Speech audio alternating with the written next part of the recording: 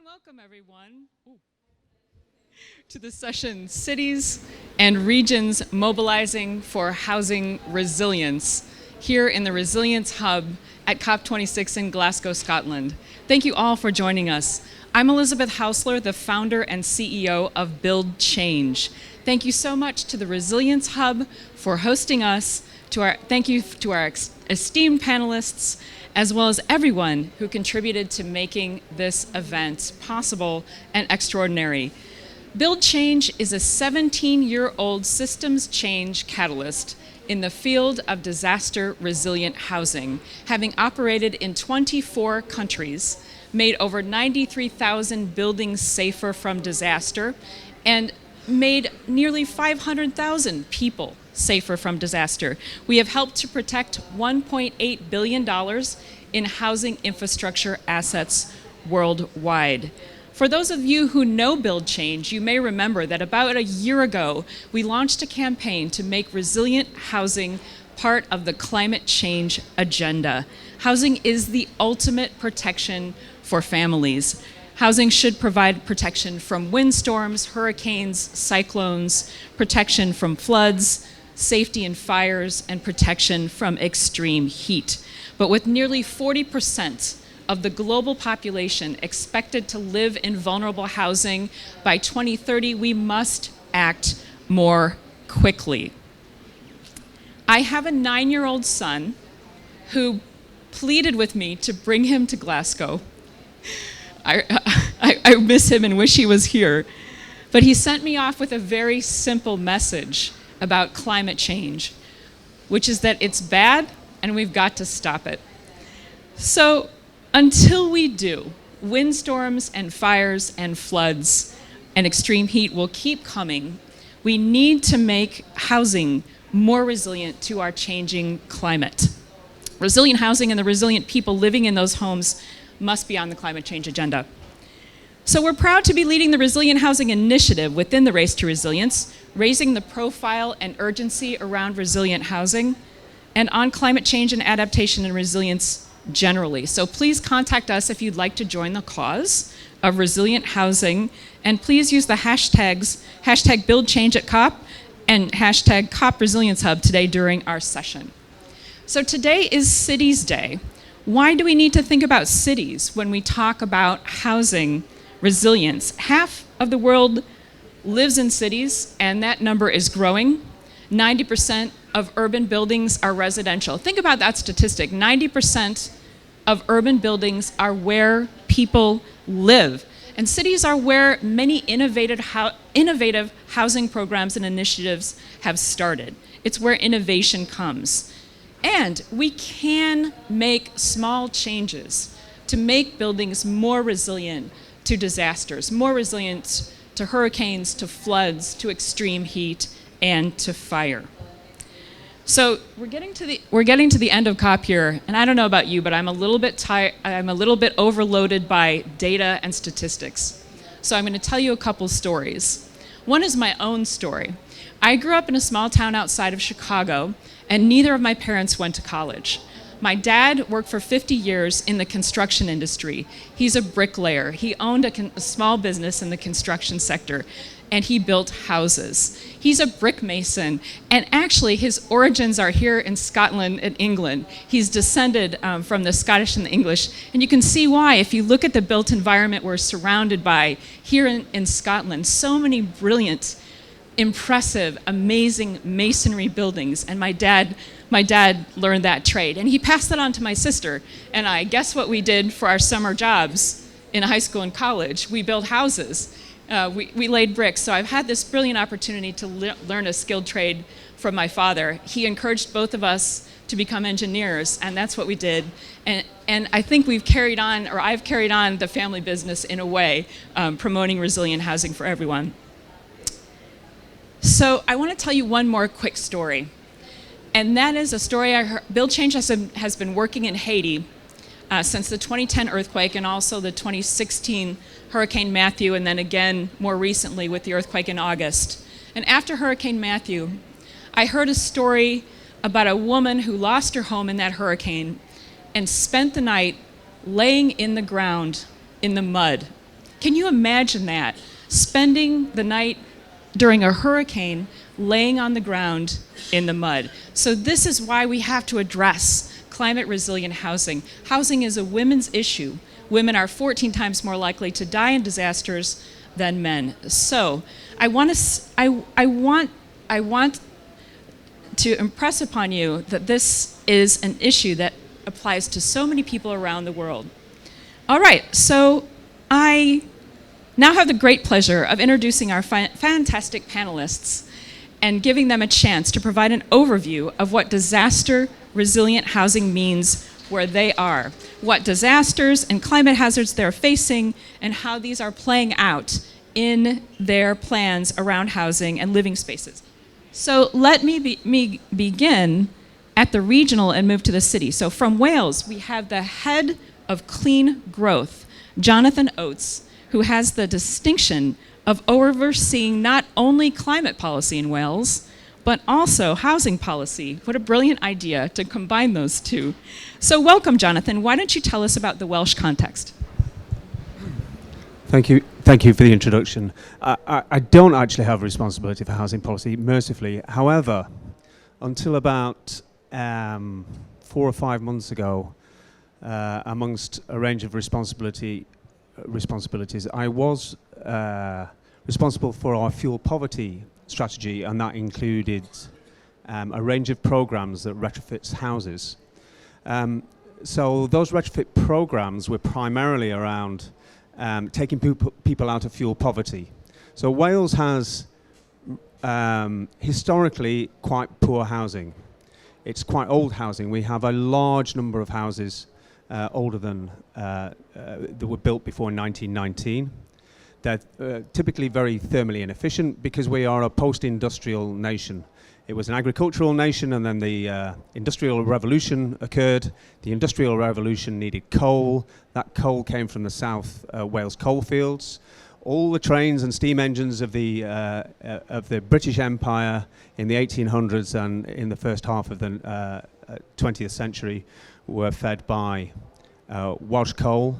Of course, next to Welsh coal, you put iron and steel works, and those works, to a greater or lesser degree, still exist, but that resulted in mass immigration in the 1800s and early 1900s, and they were put into terraced houses, and they are still there. They're still lived in, the communities still exist. The coal hasn't been dug out of the ground for well over 30 years now, but those communities still exist. So the aim was to, in that post-industrial landscape where we have quite a lot of deprivation, not very good jobs, to improve those houses. And so we've been investing in houses for quite some time. We have been investing for a couple of decades in a thing called the Welsh Housing Quality Standard, and that takes social housing, so publicly owned housing, and puts in new kitchens and bathrooms, etc., etc., etc. We have the Warm Homes program that takes people out of fuel poverty, but also tries to reduce their carbon emissions at the same time. And we have something called the Innovative Housing Program, which looks at building new programs, and I'll probably come back to that a little bit later. From a disaster perspective, what Welsh Government has to face is not famine, as you would expect, as we are currently seeing in Madagascar. It isn't wildfires that we've seen in Australia and North America, for example, in recent times. We are a wet country. We get deluges of rain. Those deluges are getting heavier and heavier and heavier. Our drains are over 100 years old. Very typically, our spoil drains are the same as our drains from rainwater, and you can imagine when they get overloaded, that's a bad thing to happen. So we are increasingly seeing flooding, but also what we're expecting to see is increasing heat spells. So whilst we may see 1 or 2 less excess winter deaths as we move into the middle of this century, we are expecting to see considerably more excess summer deaths as we get heat waves. And therefore, our approach has to not only try and take people out of fuel poverty with our housing, not only reduce their bills, not only reduce carbon emissions, but also prepare them for the climate that we will see in the middle of the century. And that's a significant challenge, and I can go into some of the programs and how they are doing that in a second. You know what? Thank you so much for that fantastic introduction. What strikes me about your comments is that it's consistent with what we've seen in other places, that there are many people who don't need a new house, they need a better, more resilient existing home. So thanks for that great introduction. I'm also so pleased to introduce the mayor at the intersection of two continents, Mayor Ekrem İmamoğlu of Istanbul. We're so pleased to welcome you to the panel today.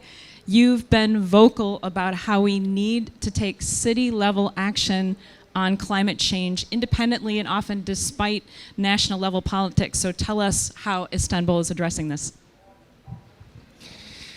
Thank you, distinguished participants.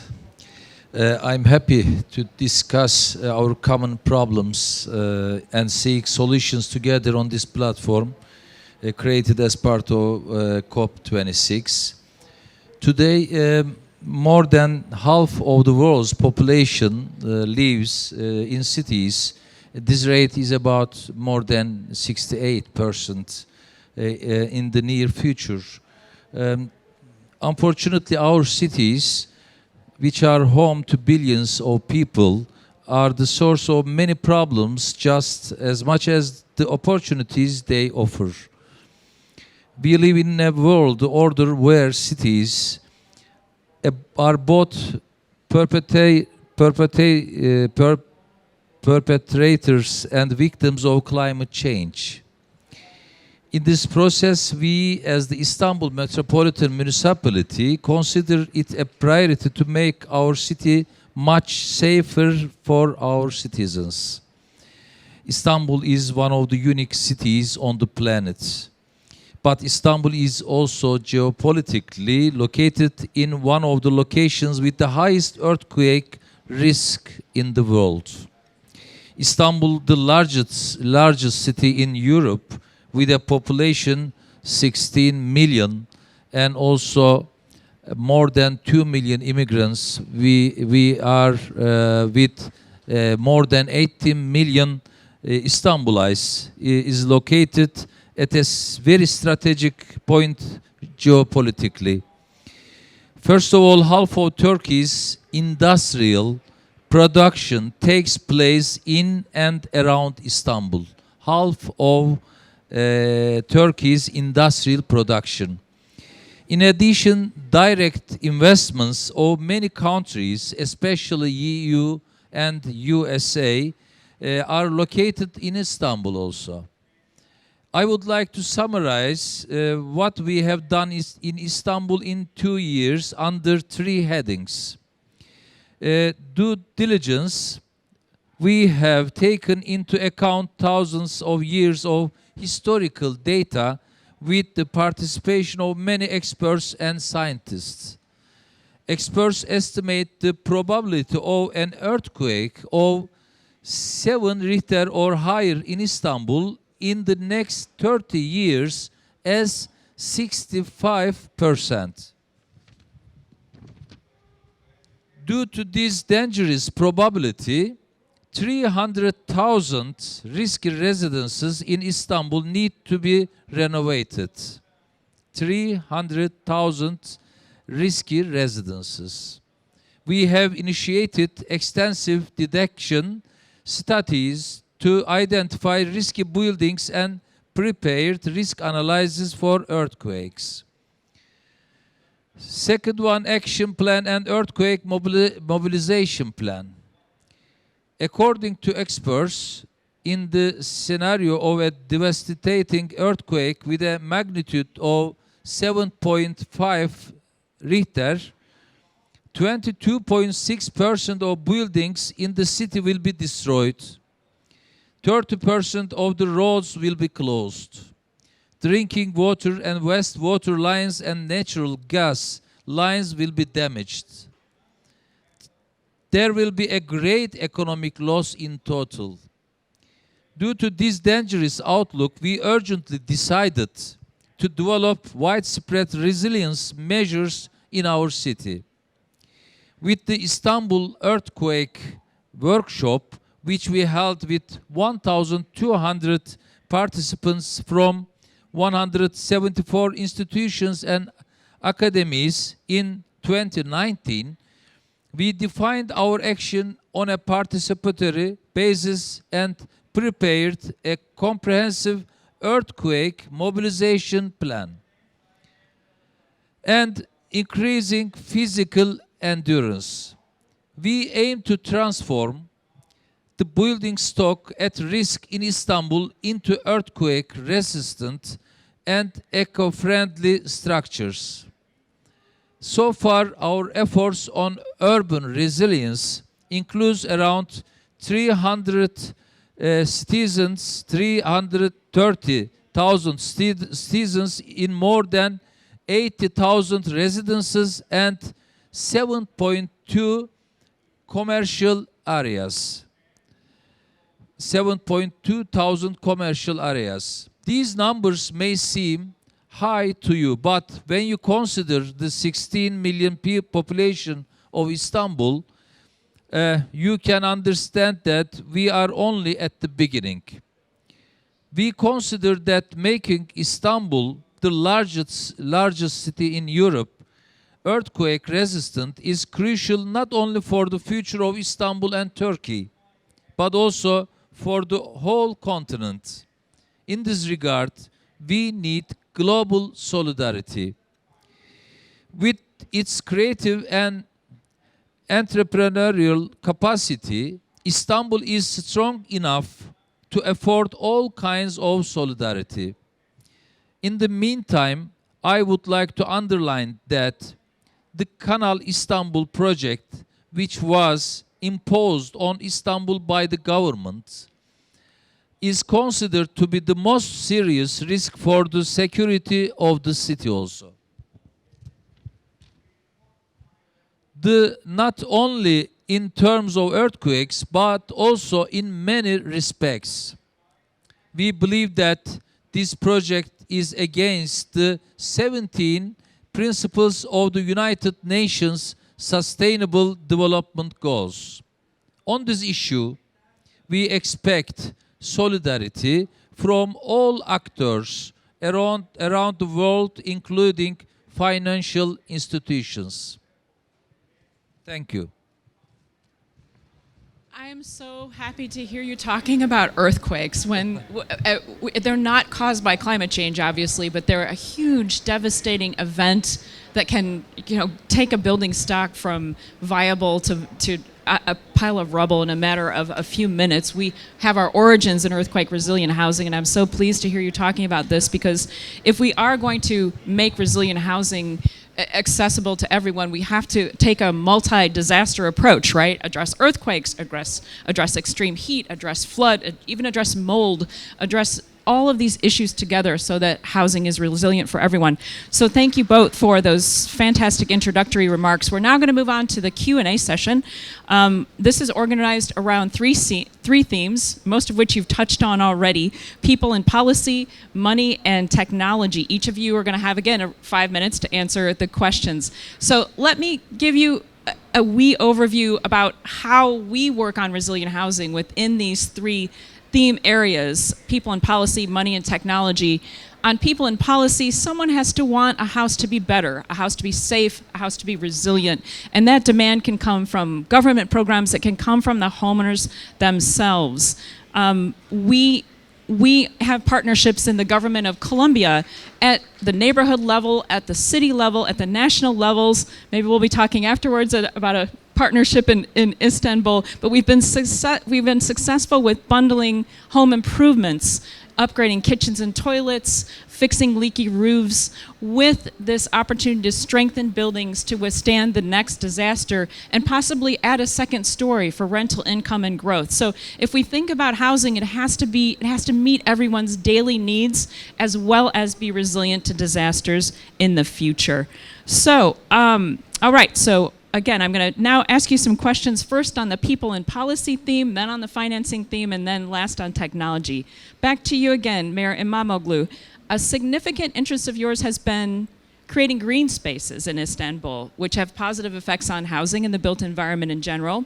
Green spaces can reduce extreme heat, reduce the need for cooling, promote healthier air, among other positive benefits. But all of these actions that we're talking about, they require partnerships. So how are you developing partnerships for climate action, particularly in your work around green spaces? Residential areas are responsible for 14% of the carbon footprint in Istanbul.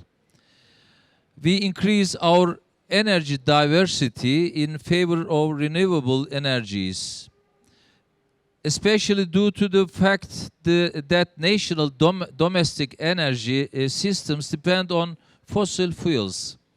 We are trying to reduce our dependency on coal in many areas, especially in public facilities, with our large solar power plant investments. Before taking office, we had summarized our fundamental vision for Istanbul: a fair, creative, and green city. For this reason, we have taken great steps to increase the green areas in our city, which has been neglected for many years in this aspect. In 2020, we developed a total of 4 million square meters areas, green areas, and this is very huge areas also for Istanbul, green space, and put into use of Istanbulites. In addition, we started to build 15 new living valleys with a total area of 10 million square meters in our city. We will be putting these areas into service starting from next year. We are developing measurements which will reduce heat island effect in the city through creation of dozens of living valleys and urban forests. We are putting great emphasis on the usage of balconies and green areas, especially after the pandemic. By implementing the usage of grey water in residences, we are both reducing the water bills and saving waters. Green areas will not only improve the quality of life in Istanbul, they will also help reduce the increasing temperature of the city. They will also help by means of lowering the carbon in a natural way. We will make Istanbul a greener and a more livable city with all our means. Since the day we took office, whatever we are doing in Istanbul, we are doing in the name of urban justice. Whatever we are doing with shared wisdom. We are developing and implementing short, mid, and long-term plans and strategies by gathering together with all the stakeholders. We are building an unprecedented new generation local democracy. This is why participation is our strongest asset. With democratic participation, we are including all the Istanbulites. In the same vein, we are making experts, academic institutions, and NGOs a part of the decision-making process as well. We also strive for making the central government a part of the decision-making process as well. However, in all these matters, our strongest partners are young people, women, and climate activists. When we are working with them, we feel more powerful towards our goal for a more just and greener city. Thank you for that. Back to you, John. Wales recently released its plans to build 20,000 low-carbon homes, which is a huge step forward in addressing mitigations concerns associated with housing construction, building on some pilot projects of positive energy homes. So how did this project come to fruition? Can you tell us more about that? And what kinds of actors and data did you need to make it into policy? Sure, yeah. So this commitment from the Welsh Government came about after the last election. So the current Welsh Government was elected in May of this year. But we need to go back a few years because a commitment like that, you can't just spirit that out of thin air and deliver it in 5 years if you've not been laying the groundwork for it. So back in 2017, the current Minister for Climate Change was the Minister for Housing and Local Government. And she's quite impatient, really, in a really positive way. She's a really good minister, and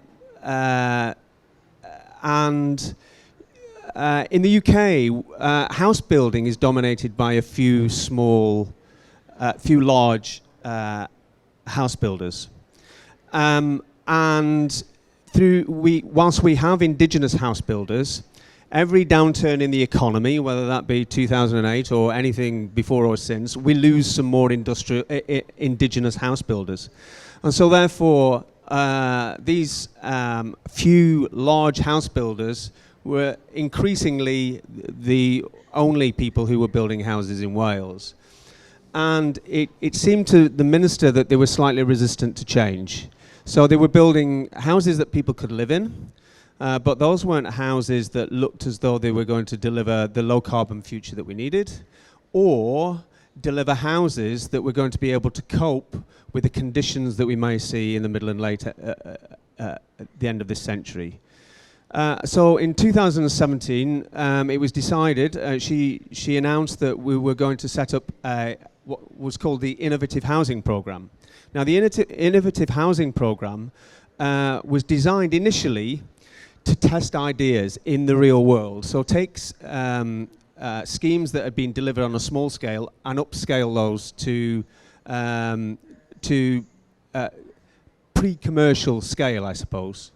And so therefore, we provided a significant amount of funding to allow a number of different schemes to be developed. Now, there were different types of schemes. Some of them were had lots of timber involved in their construction. Others were what we call homes as power stations, so they are net contributors to the energy grid. They don't net take anything from the grid through renewables and storage. And through that process, through that innovative process over the course of 3 years, here comes some more data that will fill up your brain. 64 schemes, housing schemes, delivered 1,900 homes. 54 of those schemes featured timber and 29 of them Welsh timber. Now that's quite important, really. Wales is really deforested as well. It's a very rural country, but it's quite deforested. And we know, as part of our future for biodiversity, for climate mitigation, and for climate adaptation, actually, to slow water into rivers, we're going to have to plant a lot more trees. But the timber industry in Wales produces timber that goes into really low-grade products. Only 4% of our timber that's grown in Wales ends up in houses, in the fabric of a house. And we import 80% of the timber that ends up in houses in Wales, which is for a rural nation, that's ridiculous. So there are supply chain opportunities here. So there were a couple of key things that the scheme involved, really. The first thing was we developed a coalition of the willing. So I said that some of the house builders were slightly resistant to change. The minister wanted to disrupt, in a very positive way. She didn't want to put people out of business, but she wanted to disrupt that change, disrupt to create a change. And we've now got a network of 300 people throughout the supply chain, house builders, social enterprises, housing associations, local government, working together, who stepped forward and said, yes, this is a change we need to make. We can see that it is going to be of benefit to Wales on a whole number of different reasons, and those were the people that we worked with. In Wales, in putting in money, essentially, we took all the risk. So the market wasn't prepared to take certain risks. So, you know, government is there to step in where markets are failing. The market was failing. People were saying, we want to do this, but too much risk for us, I'm afraid. So Wales put in a significant amount of money, and the significance of that money created a culture of change. So that's the third point. We created a culture of change, which basically said, we're serious about this. You know, I mentioned over the course of 3 years, 1,900 low-carbon homes. From a standing start, 1,900 homes is not a bad result. And then the fourth element of what we've done is that we were concerned from the very outset about creating pilots that just remained pilots. How often have we seen across so many policy areas, we have good pilots, but they never make it into policy. They never make it into fruition. So what we have done this year is that we have upgraded our development requirement standards. So most of those houses that have been built as social houses. They are publicly owned houses, council houses, or owned by the local authority or by a housing association. But we have upgraded our standards for, if you want our money, you are going to build them to a much higher standard now than you have ever built before. And we will keep reviewing that standard. And not only do we expect you to meet that standard, we actually expect you to exceed that standard now. So in summary, created a coalition of the willing, took some risk, financial risk, absorbed that financial risk to stimulate the market, was generous with the money to create impetus and momentum, and then actually we're rolling that now into policy. It is now policy, and therefore that allows the ministers to make a commitment that we'll go from 2,000 houses in 3 years to 20,000 houses in 5 years, and then the world's our oyster. Indeed, it is such rich discussion and rich programming coming from both of you. It's complicated housing, right? It's complex. It's a complex issue, but it has massive opportunities, right? You can develop better standards. You can impact local. You can drive economic development. You can create jobs. You can generate income. You can make the overall environment more green and more livable to everyone there. But it takes a long time, as you said. It takes patience, and I admire sincerely what you've accomplished, especially, you know, when if government is in place for only a finite period of time, it's risky to invest in something that takes a long time to come to fruition. And this concept of the government taking the risk and the government putting the money in to demonstrate that this can work, I just think it's absolutely brilliant. So we're going to now shift to talk more about money, about this barrier to adoption of resilient housing. So we at Build Change often think about money in 3 different buckets. First, there's a bucket of money needed for the house itself, for the materials, the bricks, the timber, the concrete, and the builders, whether you're talking about new construction or retrofitting.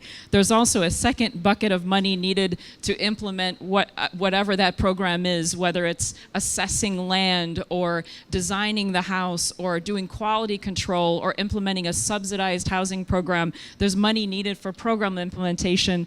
And the third bucket of money we also talk about is about systems change and innovation, about advocacy and about changing policies and maybe developing a technology platform that can make the whole process even more efficient. So I want to talk to you now, ask you a few questions about financing and about money. Mayor Imamoglu, to you first, what kinds of investment are needed for financing climate resilience in housing in Istanbul, and where are the gaps, in your opinion? Unfortunately, Turkey has a lack of housing policy regarding urbanization and preparedness for disasters.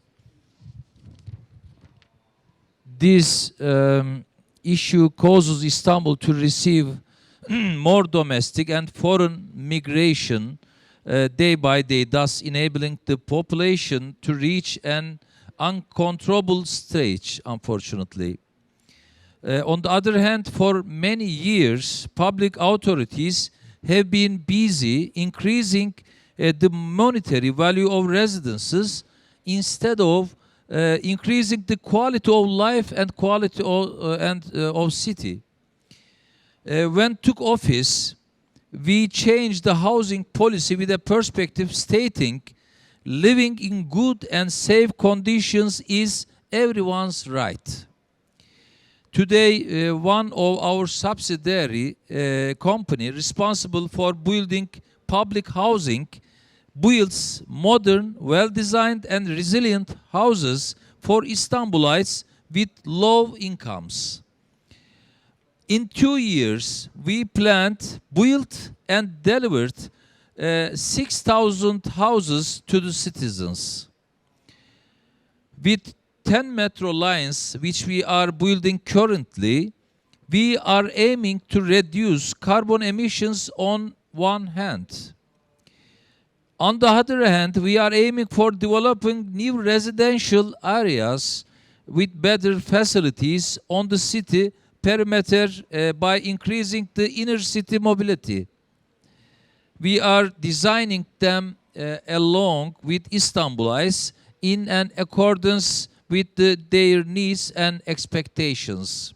Also, through the early flood warning system, which we have implemented on 10 streams in Istanbul, we are aiming for reducing the losses caused by floods that occur after heavy rains. Drought and water scarcity are among the most threatening disasters that Istanbul faces due to climate crisis. With these houses, we offer the city and its citizens convenient, original and safe residences that are designed with contemporary architectural approaches and include more than 40% allocated recreational areas, as it is everyone's right to access them instead of enclosed areas separated from the city. We are trying to implement disaster compliant designs with these houses as well. Because we also prioritize financially supporting low-income population when it comes to the efforts of increasing the resilience of Istanbul against earthquakes. Since cities and urban developments are some of the more significant causes of climate change, we believe that international institutions, especially finance-oriented ones, should work directly and closely with local government. This is what I need for Istanbul. We are fully open to global collaborations in terms of achieving green transformation and increasing the quality of life in Istanbul, also for Istanbulites. Fantastic. John, the low carbon homes plan is estimated to produce almost 2 billion pounds of economic output in Wales over the next 5 years, which is a huge return on your investment. You talked about this a little bit already, but do you want to say a little bit more about the ways that these housing projects in Wales are advancing economic growth? Yeah, very happy to. Thank you. Again, we've got a bit of track record in this in Wales. So the Welsh Housing Quality Standard, which essentially took... So Welsh government is relatively young. It was formed in 1999. Before that, all decisions in Wales, really, of any kind of strategic nature were taken by UK government. Dear co-delegates, we kindly remind you to wear your face mask over your mouth and nose at all times during your time at the conference, unless you are seated in a room with appropriate distance while eating or drinking or medically exempt. Thank you for your cooperation. Was it something I said? So yeah, in 1999, the Welsh Government was formed, and a lot of responsibilities came towards Wales. Things like agriculture, quite a lot of housing. Things like policing remain the UK responsibility, but health is a Welsh responsibility now, and run from Wales. But at that time, our social housing was in a dreadful state. It was. Our ministers wanted to do something about that relatively quickly, and for a large number of years now, we've been running the Welsh Housing Quality Standard and putting in about £100 million a year. But that has geared in about £500 million a year because we've asked other people to invest as well. So we've got a bit of a track record of doing this around housing. I think some of the things I mentioned earlier on demonstrate that this isn't happening by accident. There are designs within the Innovative Housing Programme and wider retrofit programmes that are designed to stimulate economic benefit. One of the key principles that we apply in Wales from Welsh Government money, if Welsh Government is going to put something in, there's a something for something culture. We can help, but you're not just going to take the money and use it to boost profits. If you can increase profits, great, brilliant. But we want some social gain out of that, or wider economic gain out of it. There is a something for something culture. So the something for something means, for example, we want you to use Welsh supply chains wherever you possibly can. That has a couple of significant advantages. Obviously, there's the economic advantage that you keep the money that you've invested circulating within your local economy for longer, and you get great economic multipliers in that. But I suppose there's an increasing awareness that if we're going to tackle climate change, we need shorter supply chains. We need to stop importing wood from Scandinavia. I'm sure it's brilliant wood, and I'm sure the Scandinavians have done a great deal with us for a number of years. But why can't we grow that wood and utilise that wood in Wales and stop transporting goods halfway across the world when we really don't need to? So there is a climate mitigation opportunity there. Our investments also have to be matched for skills development. So we work with colleges and employers to put in skills programs if we're going to fund housing programs. We insist on fair pay for any investment that is being made, so that actually the money is trickling down into the pockets of the people who probably need it the most. And I suppose in general, we're not trying to create a hermetically sealed nation. We're not trying to do everything within Wales using Welsh stuff, using Welsh people, and keeping everything very,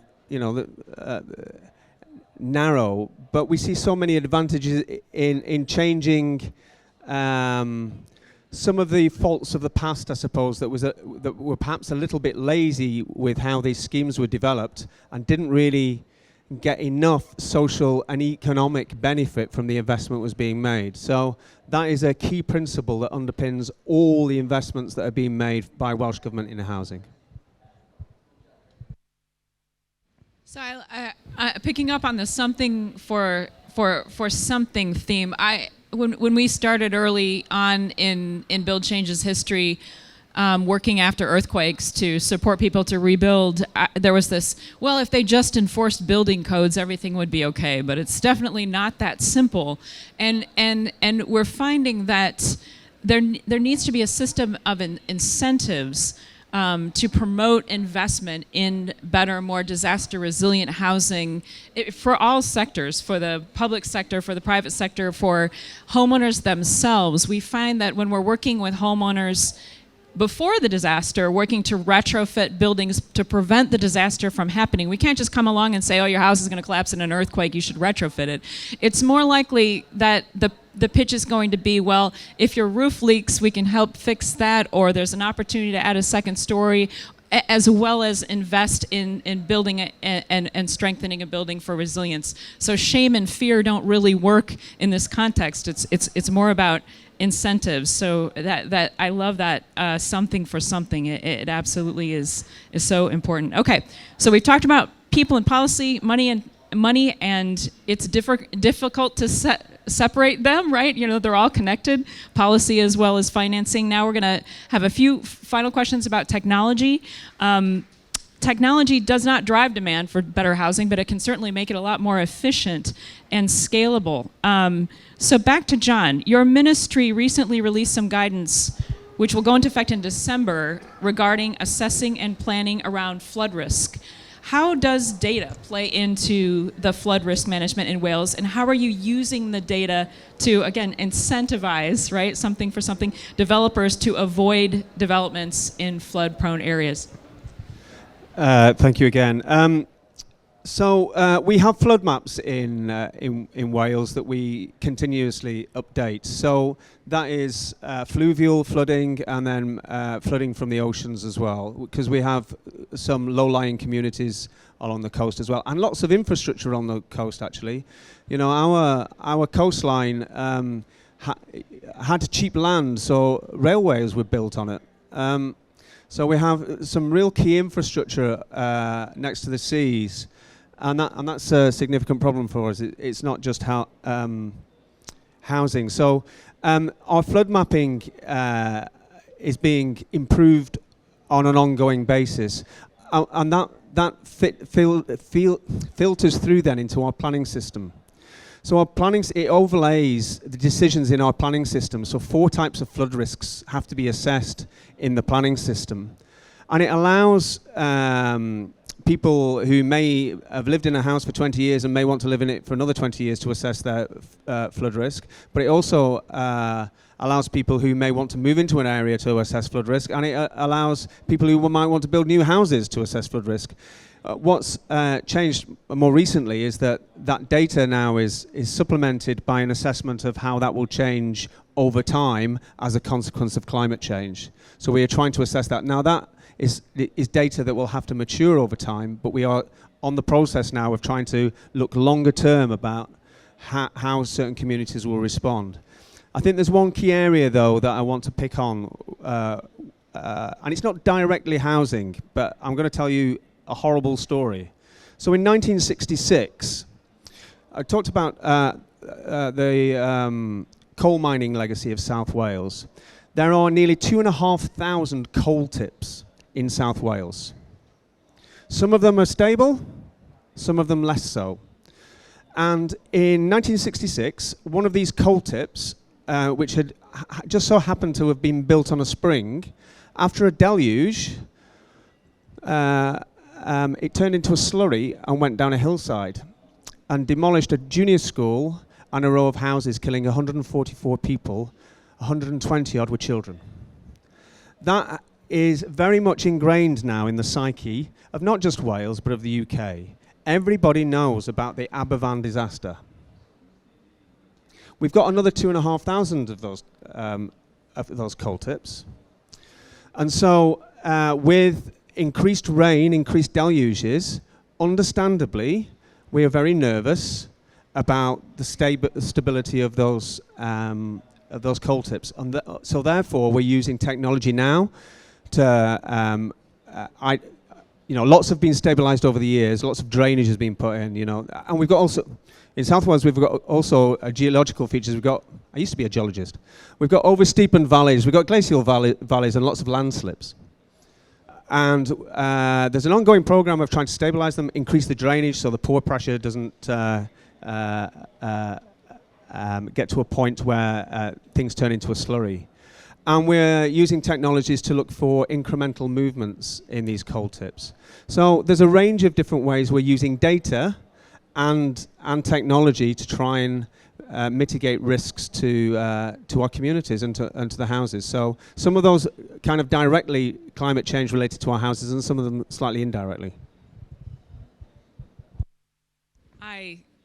A little shaky after that. I saw that depicted on The Crown, and I was in tears the whole time watching that. Oh, okay. So we have to protect people's lives, not only in their houses, but from disasters that could come from the environment nearby them, near and around them. All right, so a question now back to you, Mayor Imamoglu. How is your city, how is Istanbul developing metrics and data to advance climate action in the built environment around housing? What data will help you advance progress? In the scope of our climate action plan, which named Green Solution, we undertook a serious initiative as Istanbul. We have started a full-on climate mobilization in our city. We established a Directorate of Climate Change in order to establish a progress mechanism in the face of climate change. Additionally, we designed the people responsible from climate change related developments in other departments in order to follow the latest developments closely. We have completed implementing the fundamental components that will make the fight against climate change a part of our corporate culture. We believe that what we are trying to do can be achieved with a spirit of shoulder to shoulder and all-out mobilization efforts with the participation of everyone, from youth to elderly, from academicians to experts. In line with our green solution vision, we continue to work with all stakeholders, from industrial organizations to civil society, from international financial institutions to foreign country representations in Istanbul. In addition to these, we are creating a climate platform under Istanbul Planning Agency. This platform will be compass for all the steps we will take towards this goal that we have defined. It will be guarantee of the success, monitoring, and sustainability of the process. It's an indispensable and vital issue for our administration to protect the climate of Istanbul and make sure that the city can overcome climate crisis. We will share this process with Istanbulites in a transparent, understandable, and up-to-date manner, and we will carry it out in a participatory manner. We will regularly share the data we obtain with our international stakeholders and networks, primarily with the C40 also. So, wow, that's fantastic. Just fantastic thought-provoking insights on these themes of people policy, money, and technology related to resilient housing, and how there are successful examples from across the world that are being implemented to make people safer. So before we transition to our technology presentation from Google, I want to direct you to two Build Change resources. We released the Build Change Guide to Resilient Housing, an essential handbook for governments and practitioners last month. You can find it on our website. I've also got some QR codes you can scan here. If you're in the room, our website is buildchange.org. We also launched this week the Make Your House Climate Resilient, a choose your own adventure game, which you can also find on our website for a little fun and a little evaluation of the trade-offs that we have to make and decisions we have to make about resilient housing.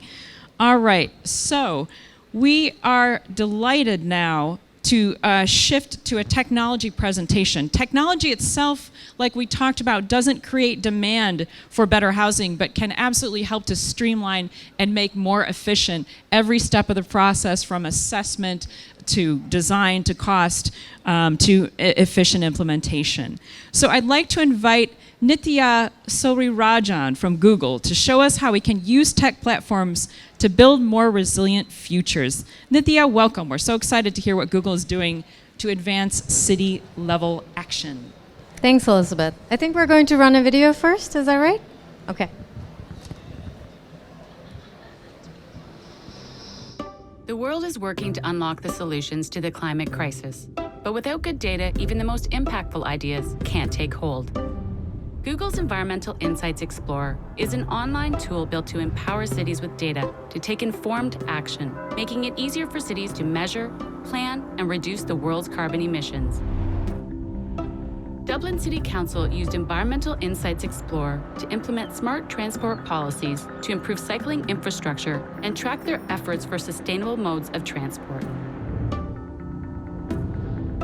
Environmental Insights Explorer showed Mexico City its building emissions and the potential to generate over 4 megawatts of renewable energy from rooftop solar.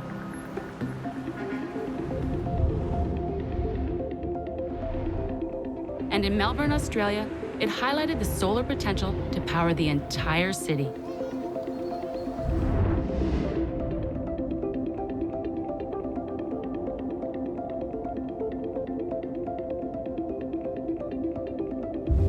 Google's Environmental Insights Explorer, helping create a healthier, cleaner future for citizens around the world.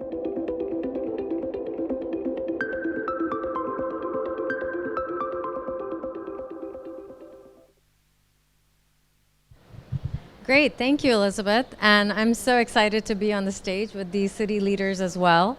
Hi, I'm Nitya from Google, and our team here, as you heard, leads the Environmental Insights Explorer. Now, you might wonder what Google has to do with the planet, and you've heard of Google's search engine, but very much like our mission to democratize data and make it universally accessible and useful, that's really what we've taken to heart in our approach to data and technology to make it useful to the planet and the people who live on it. So I'm really excited to be here and also present that sustainability has been a founding value for Google ever since we started. In fact, you might have heard that we've been carbon neutral since 2007. We also have very ambitious goals leading up to 2030, making our data centers efficient. And in fact, we're embarking on what we think is fairly ambitious, sometimes called impossible, to shoot towards 24/7 carbon-free energy for our data centers.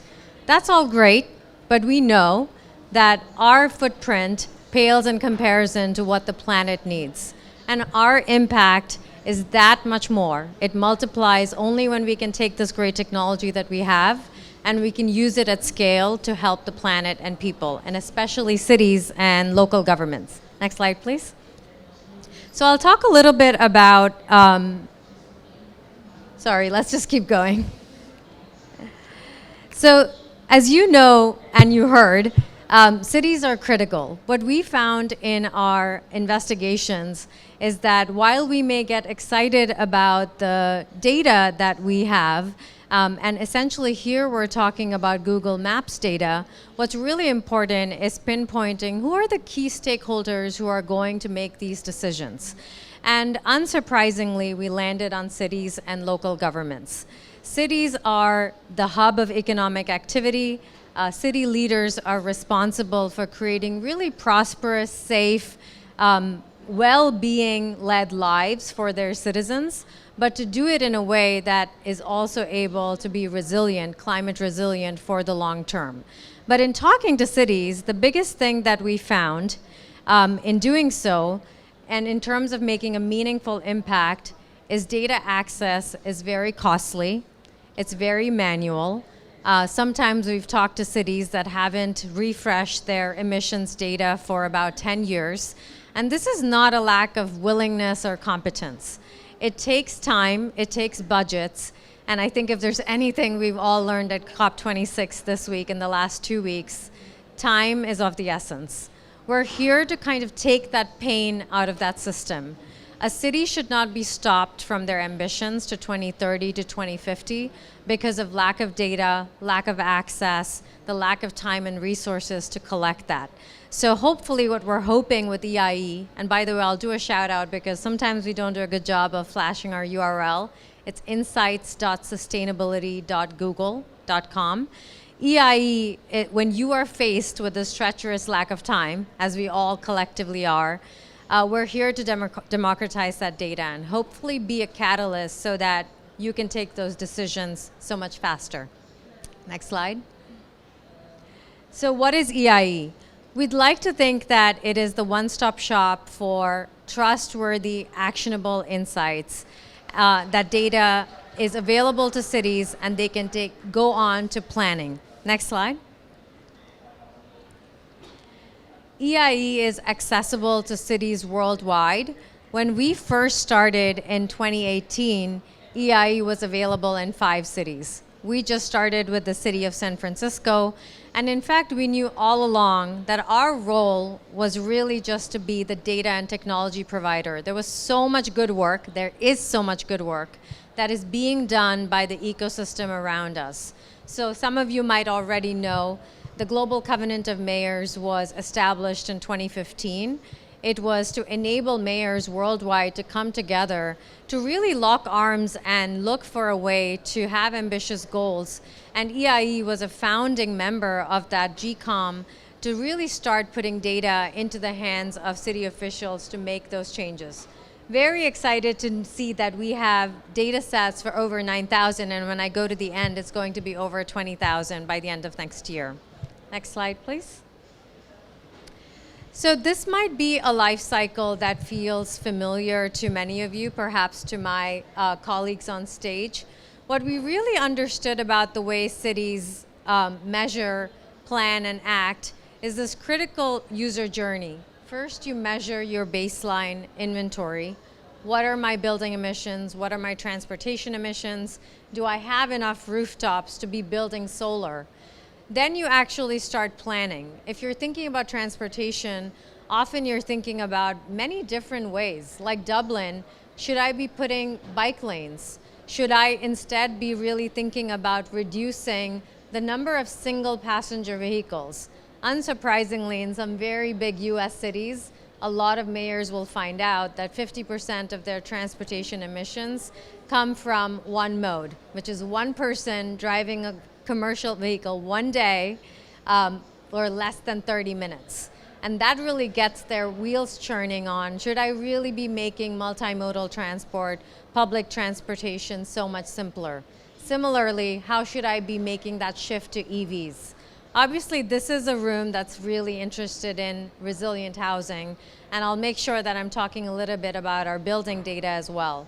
So when you get to measure, the next step is really to plan.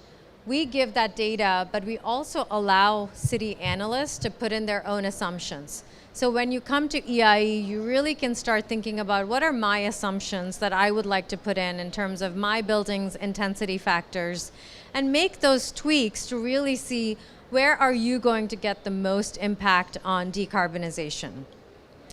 Ultimately, where we want everybody get to is act and track. Act and track is very much what my city colleagues talked about, which is once you have a plan, how are you facilitating that public-private partnership? Where is the financing coming in? Are you putting data and tools in the hands of the commercial sector to install the solar? And finally, are you able to track year over year? I'll talk about some exciting examples where we're beginning to see the very first examples where cities are able to track their successes post using EIE. Next slide.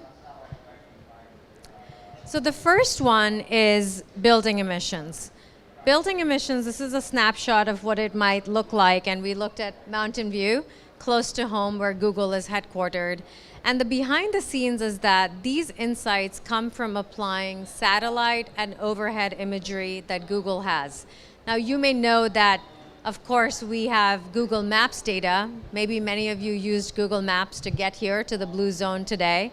But that same Google Maps data that helps you to get from A to B, as well as imagery overhead, that is what we use to calculate building size, the rooftop potential, even the angle at which you can really get sun and which times of the day, which really informs what your building intensity might be, as well as your solar potential.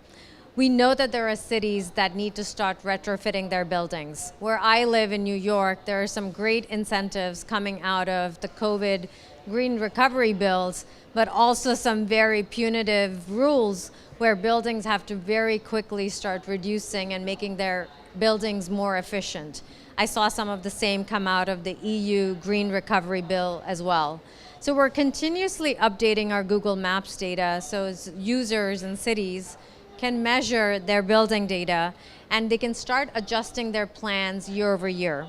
But as the window narrows, and it unfortunately already has, what we really hope is that this building's data can really put in the hands of mayors and other city officials and start helping creating buildings that are much more sustainable, much more energy efficient. Next slide. Transportation emissions probably may not be as much as about buildings and resilient housing, but this is something that, as you may see from the IPCC, is a very big part of the overall climate mitigation need. What we have been able to do is use aggregated transportation data. One of the things we hear from cities very often is that it's really hard to understand how many trips are taken within my city boundaries, outside of my city, and really calculate what are the transportation emissions. And again, that gets down to some of those examples that I talked about earlier. Are all my emissions coming from one type of mode? And can I really start making changes? You know, one of the great things, well, I don't know if it's great, it's a happy accident, of course, is that when all that traffic went down during COVID, the absolute depths of the pandemic, many of you might have seen those before and after images from NASA for air quality. And so much of that had to do with traffic, right?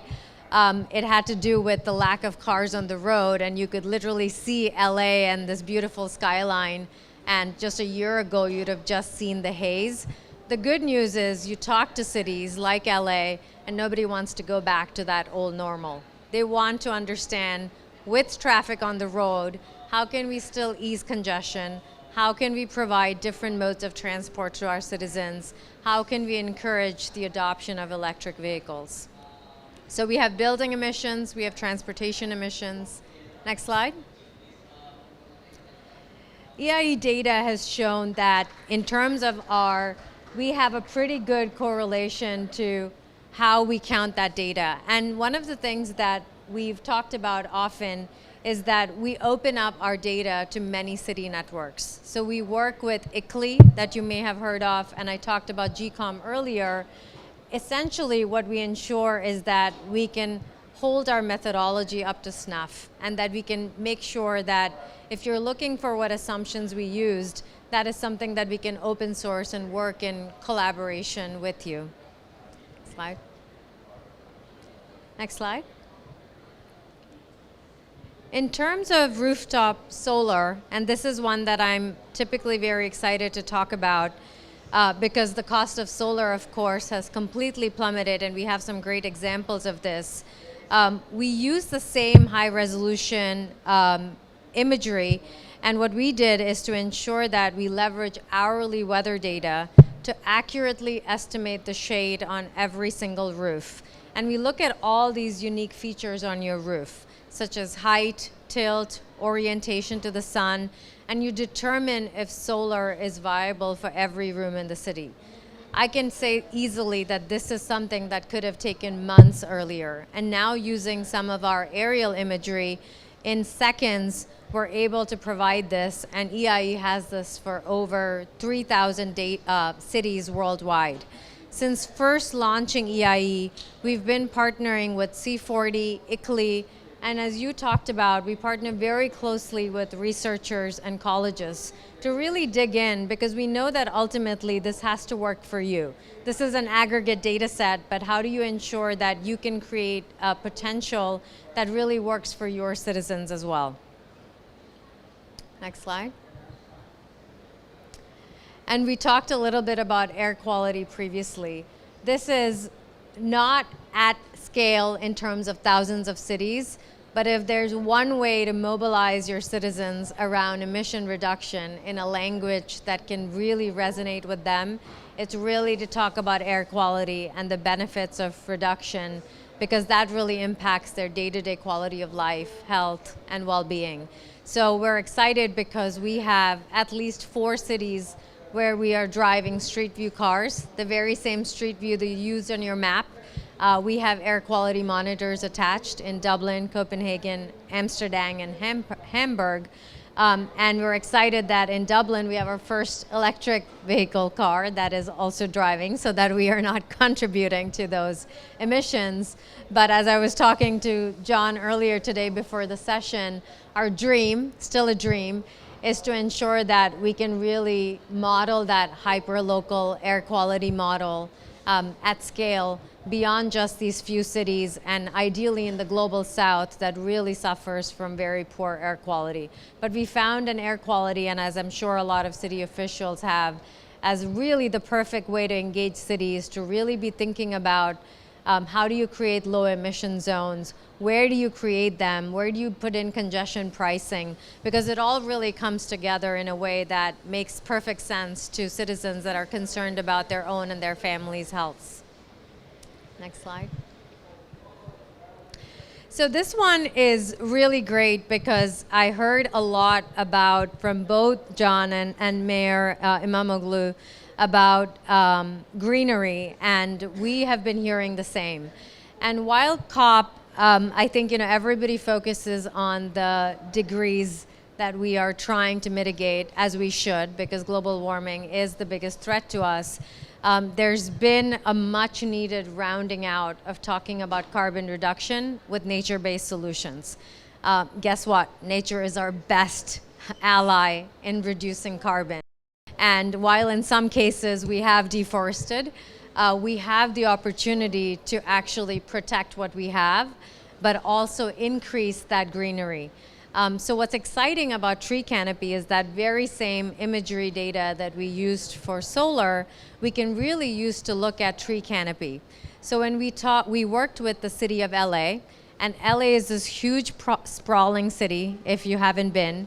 And in fact, Mayor Garcetti was the outgoing chair of C40, and now it's Mayor Khan from London. We worked with the city of LA because they were concerned with 2 things.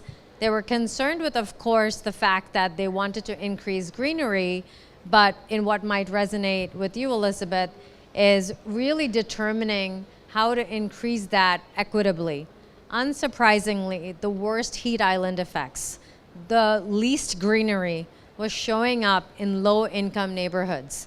So if you look at this, and I wish I had a live demo, but what we've created is really a map that you can toggle a few different things. You can look at tree canopy, and you can see sort of this heat map of different colors, and the greener it is, the more tree canopy you have, quite simple. But you also have other toggles with population density as well as heat island effect. So if you can think about these magic 3 layers, you can start saying, here's my most vulnerable community, here's where it's hot and angry and red, and here's where I have the least greenery. That's going to start giving you little polygons to draw about where you can plant trees. And this is not hypothetical. This is exactly what Mayor Garcetti is doing. They have a great ambitious plan to plant 90,000 trees. And once again, like air quality, this is something that citizens can really get behind. And they have a program where citizens can order 7 free trees. For somebody who lives in New York City, I would not know where to go plant those trees. But for those of us that can do that, it's a great way to mobilize your own citizens and do that as well. And this wasn't in my script, but I really want to put a little plug for this, is that you talked about flooding, and of course trees are great for heat island effect, but also great for flooding, or rather mitigating or mitigating erosion. I will also plug that outside of Environmental Insights Explorer, our founding platform, and we have our founder in the audience, is Earth Engine. And Google Earth Engine is this amazing repository of petabytes of satellite imagery, as well as computational scale of thousands of computers put together. The reason I say this is because as flood risk increases, as the risk of wildfire increases, the need to have global data that is almost real-time updated is unprecedented. So I don't want to make assumptions about the technology you're using, but when we talk about flood risk to a lot of public departments, we know how, firstly, it's not 100-year floods anymore. They're 5-year and 10-year floods. And secondly, it's really hard to update those flood map databases. They're outdated almost as soon as you have one. And implementing hydro gauges is expensive.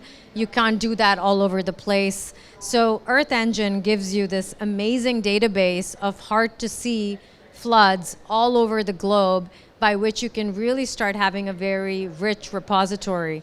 So if you sort of at a micro scale think about tree planting and reforestation, but then you also think about adaptation from really making very smart inferred decisions on flooding, you really start thinking about resilience in a very holistic way, like you said, Elizabeth, earlier. Next slide. I think this is the same slide. Maybe we can keep going. So the great news is that we are expanding tree canopy, and we have piloted with 15 cities, a lot of them that are part of the C40, and we expect to be in 100 cities by next year. Next slide.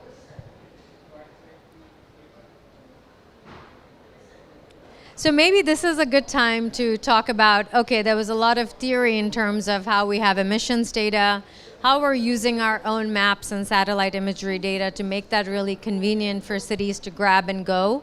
But our favorite, or my favorite thing to do, is actually talk about the successes. So San Jose is actually, obviously in our backyard, but one of our earliest successes. A very progressive city. They used, and it's our first gigawatt city. They used EIE rooftop solar potential data to be the world's first gigawatt city. Next slide, you'll see that we have Mexico City, and this is a way in which we know that it's not always enough to have data. Data is a great enabler, but then you need to have the cycle of being able to distill those insights. And we've partnered with our philanthropic arm, Google.org, to also create grants so that Mexico City can work with the local nonprofit to really advise them on not just using EIE data, but where should they actually be focusing their plan and prioritizing. Next slide. Dublin, Ireland is one that we are very, very proud of and excited about. And they are also one of the pioneers of using EIE data to really start thinking about how can we use bike lanes better. It's already a very progressive biking kind of city. But again, you can imagine with COVID, it kind of felt like it all just accelerated 5 years. So they were able to take their plans to mitigate transportation emissions and put that into bike lanes. I think I'm getting to my end, don't worry. So that was just a little bit of a summary of how EIE can really scale. To be clear, the best practices and how you do it is so much at the local government level, and we trust the experts to do it. What we're hoping is that we can take some of the pain out of the data and technology bit and really scale that to thousands of cities worldwide.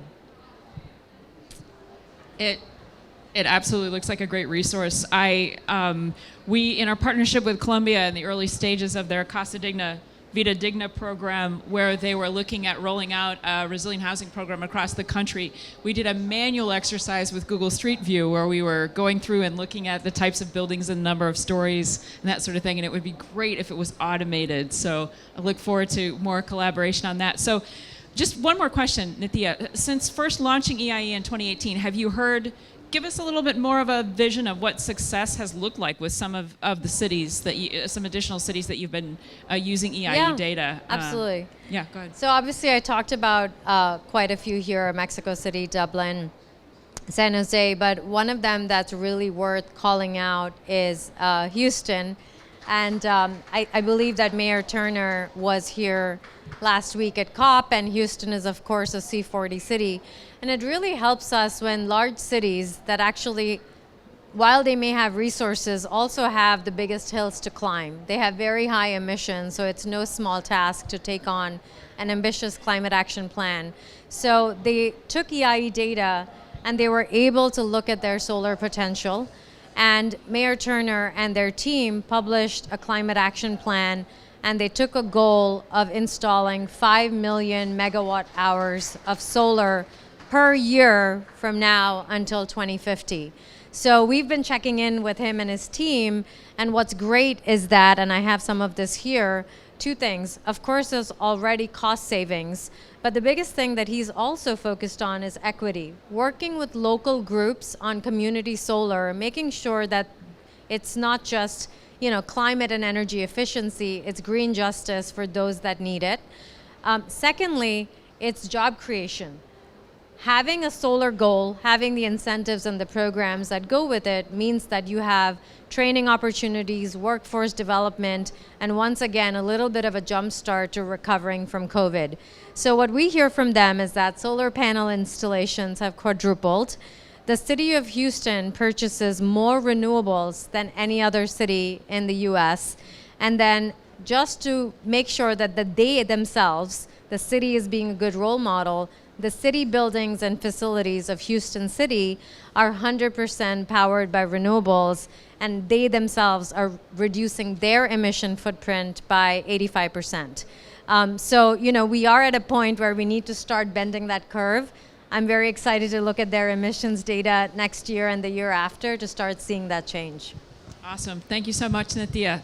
All right, fantastic insights from Google. And only through data can we drive forward innovation. So what an opportunity to bring technology, financing, and political will together.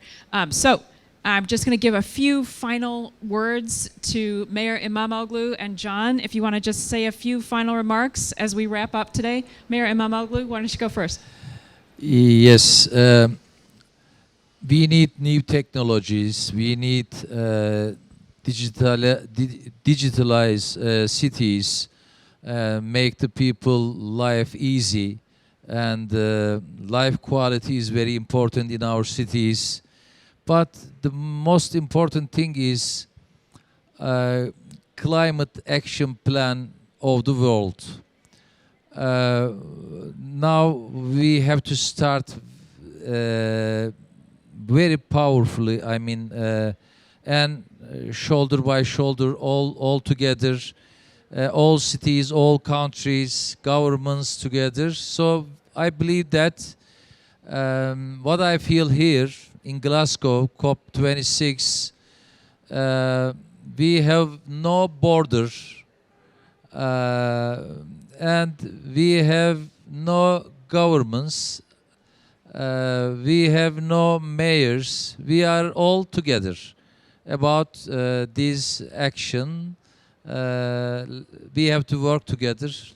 Let's work together. I couldn't agree more. Thank you. Yeah, we're all together. Absolutely. John, last word to you. Just two things I think I wanted to pick up.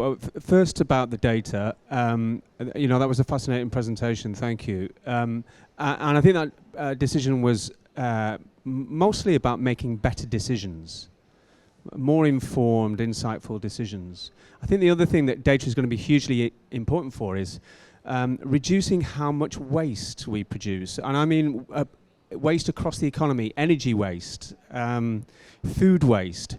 We are so wasteful, and we cannot afford to live on a planet this size with that amount of waste. So that's my first point. So data is going to be really important. The second thing was, I'm sat next to the mayor of Istanbul, which is really weird. And I mean, it's an honor, but it's really odd. Because Istanbul is a mega city. And Wales is a small country, so they're not alike, are they? 60 million people, 3.5 million people, a city, an agricultural, rural kind of country. They're completely on a tectonic plate boundary, geology again, in the middle of a tectonic plate with no real risk of earthquakes, completely different. But actually, the fact that we all need to plant some more trees and create some more canopy within our cities for heat islanding reasons. The fact that we are all scared about high heat temperatures killing our communities. The fact that we all recognise, I think, that quality of housing is at the heart of our communities. Good communities tend to have good quality housing.